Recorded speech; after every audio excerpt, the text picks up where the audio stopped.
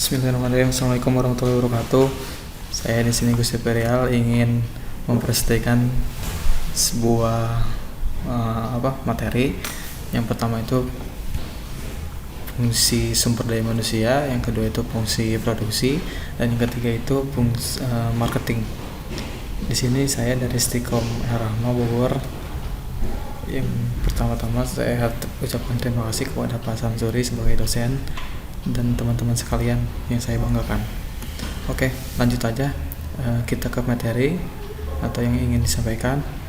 Yang pertama itu sebuah fungsi SDM itu pendahuluannya itu seperti apa.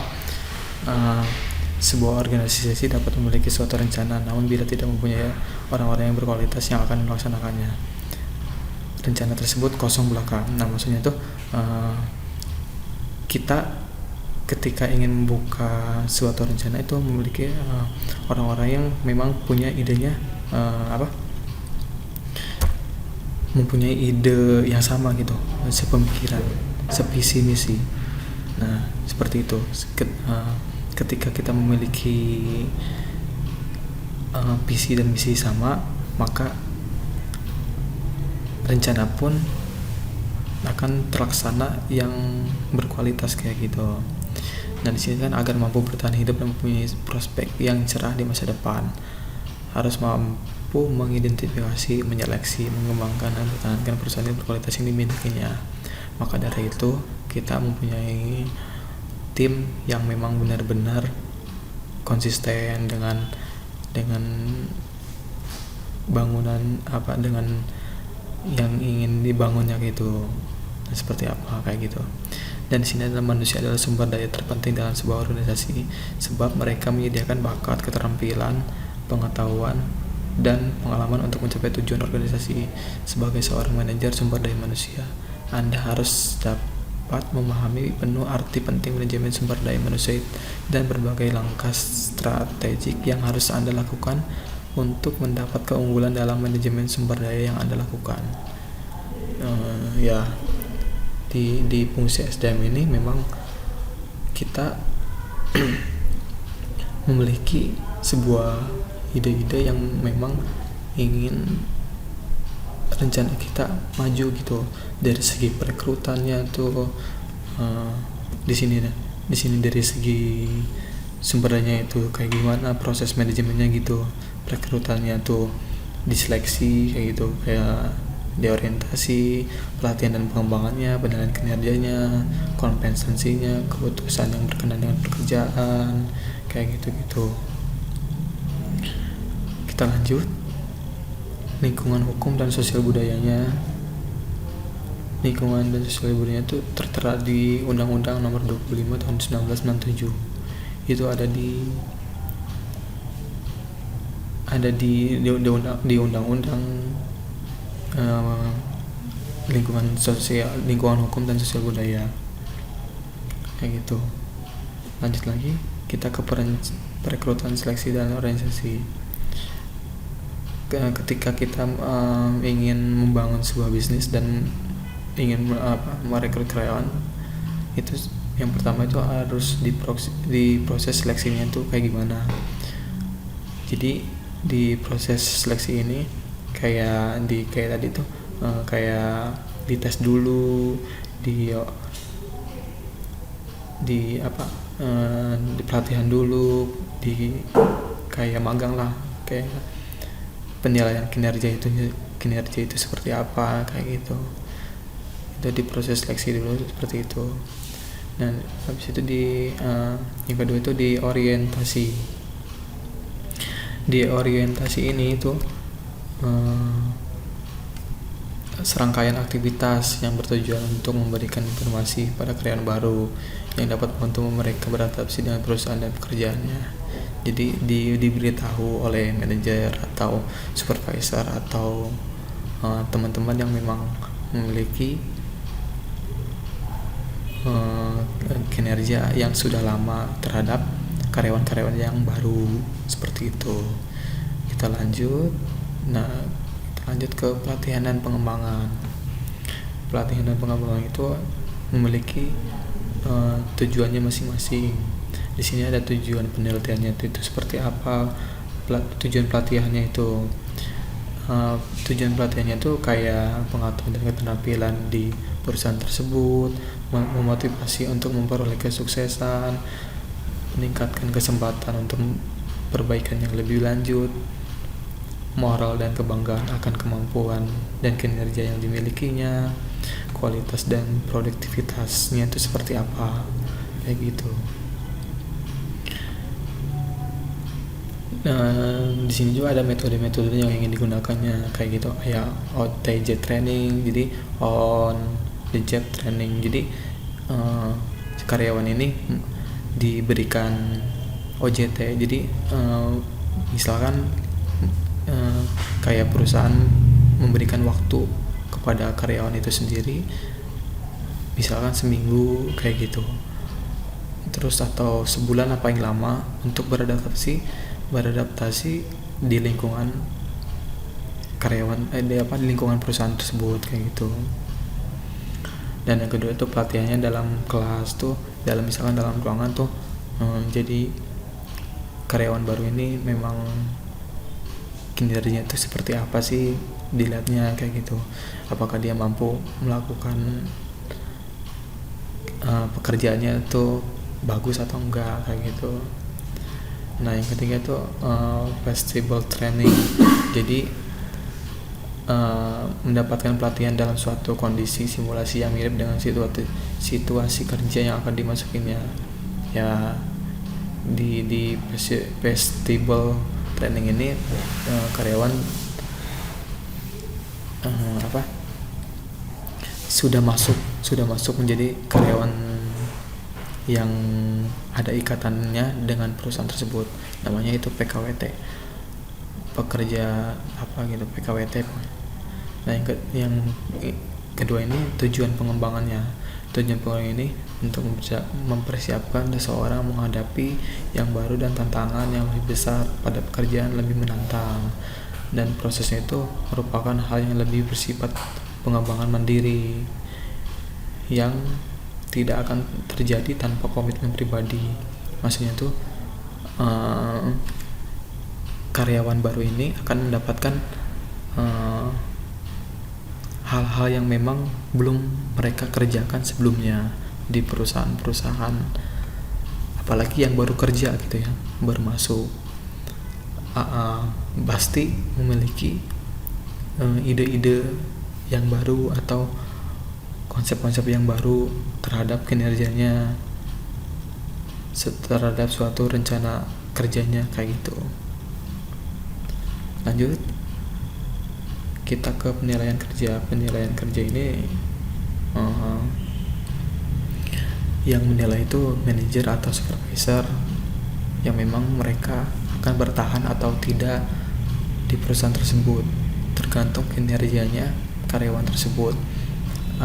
Memang karyawan tersebut sangat memuaskan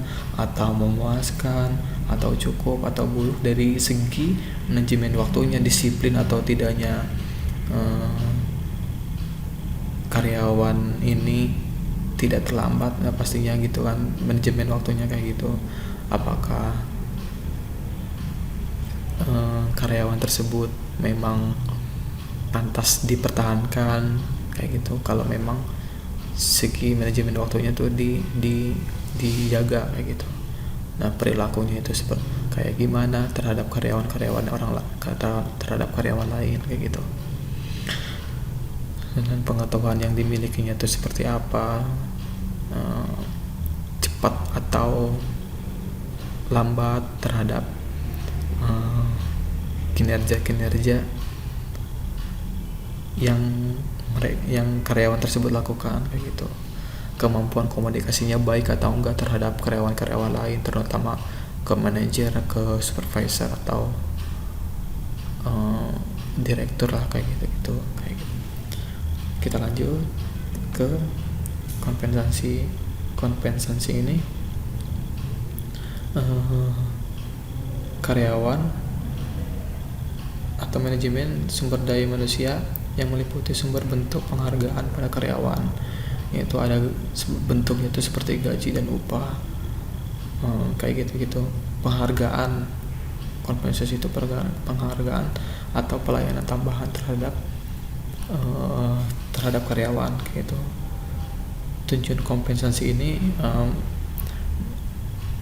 yang bisa diberikan itu terhadap karyawan yang berbakat dan berkualitas, yang membantu pengembangan perusahaan semakin pesat, mempertahankan karyawan yang berprestasi kayak gitu, itu mendapatkan kompensasi kayak gitu. Kita lanjut ke materi yang kedua, yaitu fungsi produksi. Di sini fungsi produksi kita pelajari itu seperti merencanakan produk yang memang akan diproduksi. Contoh misalkan kayak produksi lemari plastik itu kayak ada di Sentul tuh, kayak pabrik Napoli itu lemari itu diproduksi itu bahan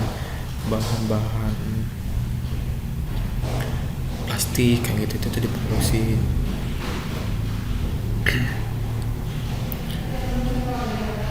Kita lanjut. Di sini ada definisi produksi. Definisi produksi ini ada berbagai sumber gitu, dari Rekso Hadi Projo dan Gito Sudarmo.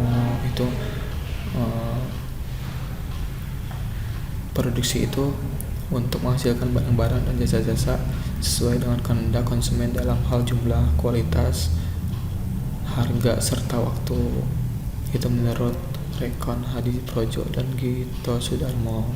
Ada juga menurut Aswari, itu merupakan kegiatan untuk menciptakan atau menambah kegunaan barang atau jasa. Jadi sumber-sumber ini yang memang mereka yang sudah melakukan observasi atau melakukan pekerjaan tersebut di dunia produksi, seperti itu.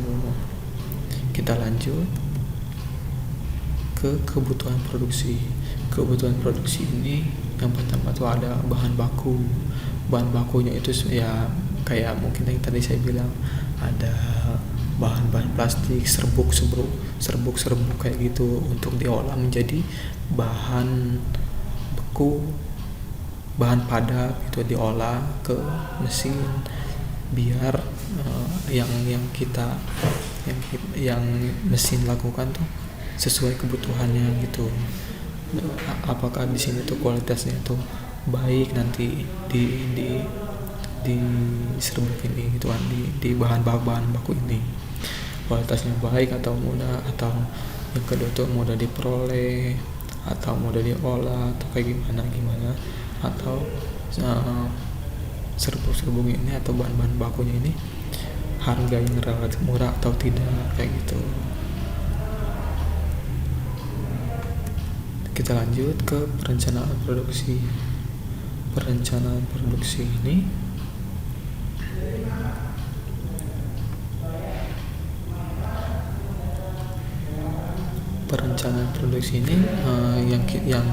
yang dilakukan itu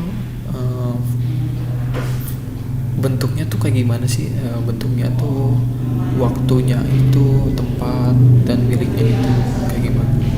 Di bentuknya tuh mungkin yang hasilnya itu kayak kursi atau meja atau lemari itu, dan waktunya itu pada waktu penjualan atau yang akan datang dengan meningkatkan pembuatan barang, kayak itu, waktu penambahan nilai kayak gitu. Itu namanya waktu, faedah waktunya itu seperti itu. Dan faedah tempatnya itu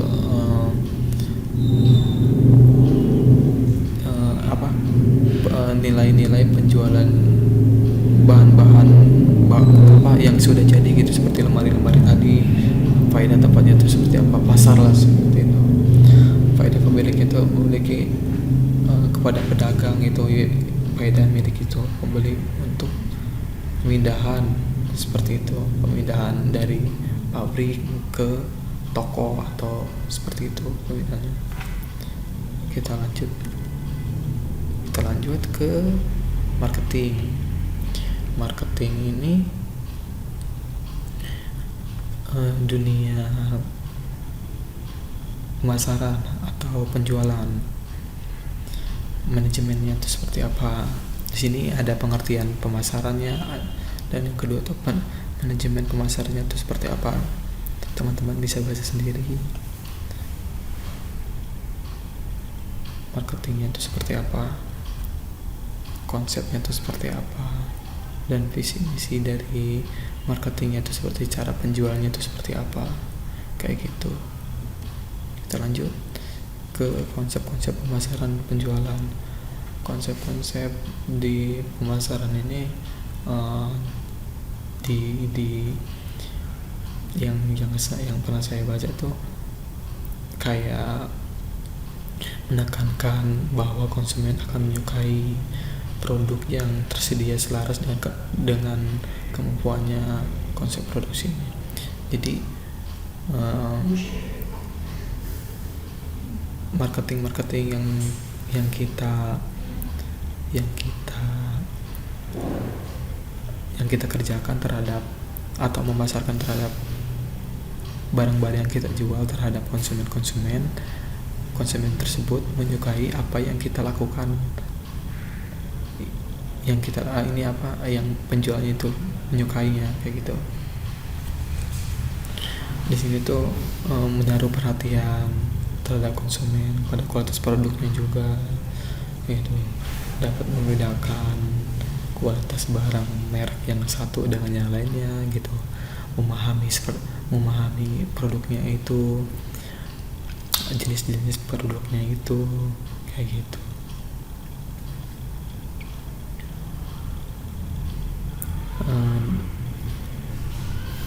Marketing ini mempunyai targetnya masing-masing, kayak mencapai penjualannya tertinggi agar mendapatkan reward yang bagus terhadap perusahaannya, kayak gitu.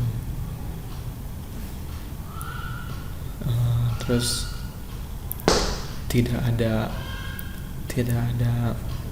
kesalahan-kesalahan atau kata-kata yang merusak atau yang tidak, konsumen yang tidak suka terhadap marketing itu sendiri, kayak gitu. Kita lanjut ke pasar. Pasar ini ada 6 metode atau kekuatan-kekuatan kayak gitu. Yang pertama itu segmen pasar, dan yang kedua itu memilih pasar sasaran, strategi penempatan produk, pasar barang konsumsi, pasar barang industri, dan untuk menganalisis peluang pasar. Dan yang pertama itu segmen pasar. Segmen pasar ini yaitu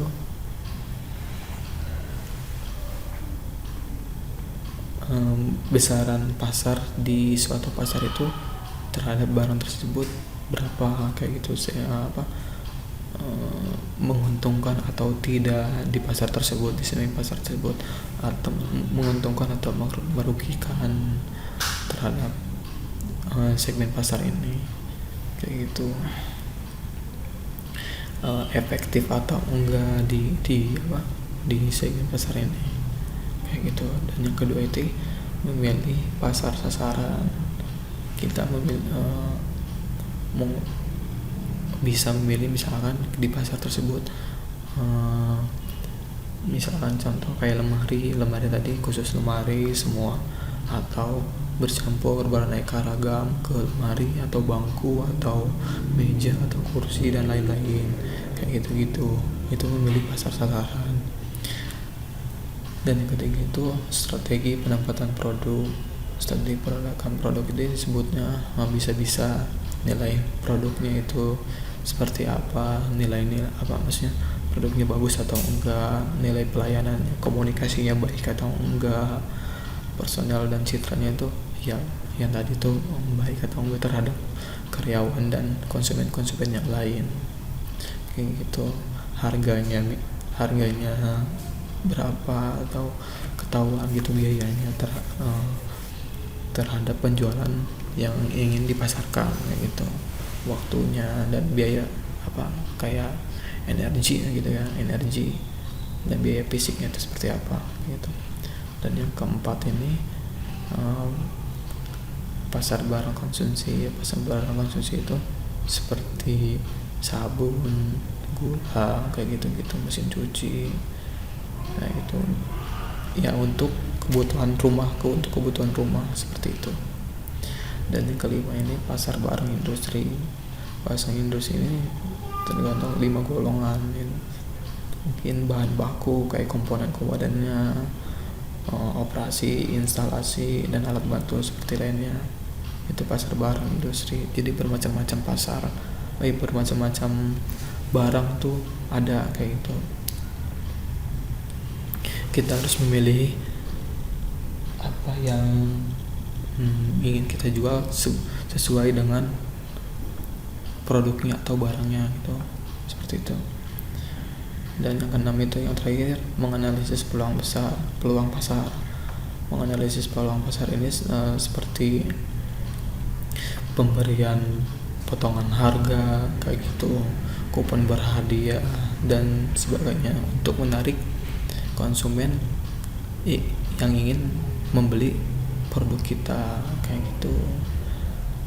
Itu pengembangan intensif itu seperti itu. Dan ada cara pengembangan produk yang disesuaikan dengan segmen pasar yang dimaksud tadi, segmen pasar disebut tadi yang di atas tadi, seperti besaran pasar dan daya beli dalam pasar itu dapat diukur kayak gitu di produk pasar tersebut, itu di segmen pasar tersebut. Dan yang kedua ini ada pengembangan integratif. Cara-caranya yaitu untuk perusahaan yang mempunyai masa depan cerah dalam meningkatkan laba perusahaan, yaitu dalam meningkatkan kontrol distribusi produk, melakukan kontrol terhadap sistem pemasok, dan memiliki kontrol terhadap pesaing perusahaan. Jadi di sini kita bersaing sama-sama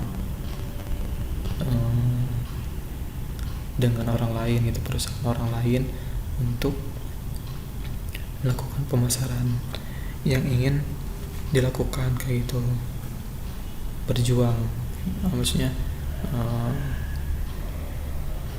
berlomba-lomba seperti itu. Dan yang ketiga ini pengembangan diversifikasi, yaitu mengalami pertumbuhan yang jika pasar tidak mungkin berkembang dan memiliki pertumbuhan yang lambat, maka perusahaan melakukan diversifikasi produk seperti diversikonsentris, yaitu menambah produk baru dengan menambah energi teknologis. Diversi horizontal yaitu produk yang punya relevansi dengan pesaing, serta diversi konglomerat yaitu menambah nilai produk dengan sentuhan teknologi dan peningkatan pasar tersebut. Jadi pengembangan diversifikasi ini itu menambah atau tidaknya sebuah produk yang ingin kita jual bagus atau tidak gitu, mempunyai relevansi dengan pesaing yang tinggi atau tidak, seperti itu. Ini di segmen pasar ya. Kita lanjut ke komponen pasar. Komponen pasar di sini yang pertama itu produk. Nah, produk ini identik dengan mereknya tuh merek apa sih? Mungkin kayak mungkin sepatu tuh ada Converse, ada Mizuno, ada Saucony, ada All Star kayak gitu itu merek sebutnya. Simbol untuk menarik perhatian konsumen kayak gitu. Dan yang kedua itu kemasan atau pembungkus. Jika kemasan atau pembungkus ini baik atau rapi, maka dari itu untuk menarik perhatian konsumen juga kayak gitu. Dan yang terakhir itu kayak harganya tuh cocok atau tidak dengan konsumen yang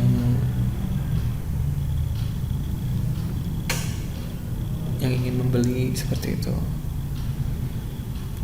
Harganya itu untuk meningkatkan penjualan, mempertahankan dan memperbaiki market share, menstabilkan tingkat harga, mengembalikan investasi, mencapai laba maksimum kayak gitu. Jadi untuk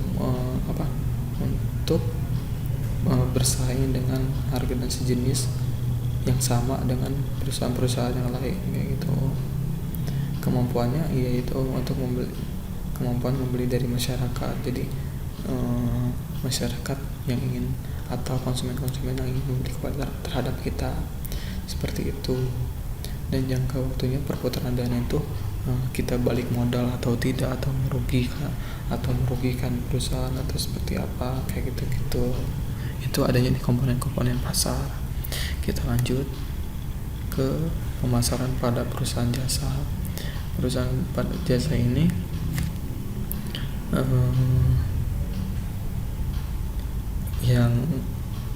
yang biasa yang kita tahu tuh perusahaan jasa tuh yang umumnya tuh kemungkinan kayak beca, tukang cukur, tukang ojek kayak gitu tuh jasa sebenarnya.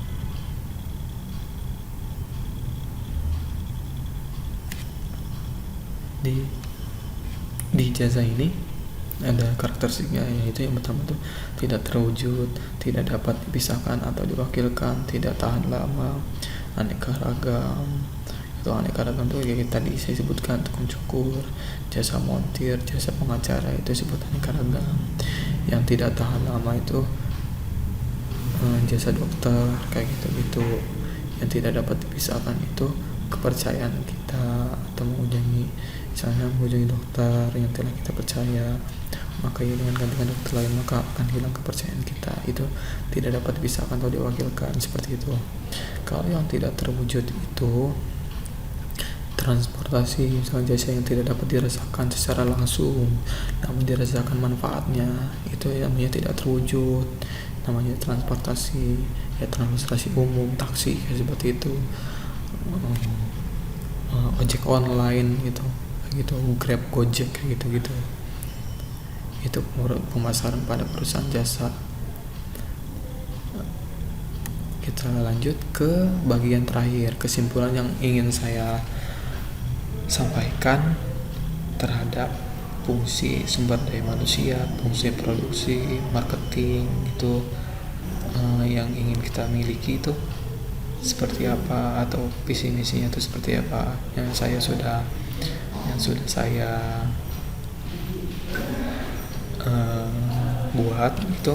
Jika sesuatu yang kita ingin perjuangkan dengan sungguh-sungguh, terutama dalam bidang untuk membangun sebuah bisnis atau perusahaan, kita harus mempunyai modal terlebih dahulu. Rencanakan apa yang mau dibangun bisnis tersebut atau perusahaan tersebut agar berjalan dengan lancar. Butuh konsistensi, komitmen, dan semangat yang tinggi agar bisnis atau perusahaan dengan baik. Bangun visi misi dengan sungguh-sungguh, mencari partner yang baik, mengetahui atau menguasai bidang yang ingin dibangun tersebut. Seperti itu, kita harus memiliki kepercayaan seperti itu, konsistensi seperti itu. Mudah-mudahan presentasi ini bermanfaat bagi orang lain. Sekian dari saya, semoga semuanya sukses dan tetap semangat. Terima kasih untuk Pak Sam juga yang telah memberikan tugas ini kepada teman-teman yang lain juga, agar bisa tahu gitu bagaimana caranya kita membangun sebuah bisnis atau perusahaan tersebut seperti apa. Tetap semangat. Sekian dari saya. Wassalamualaikum warahmatullahi wabarakatuh.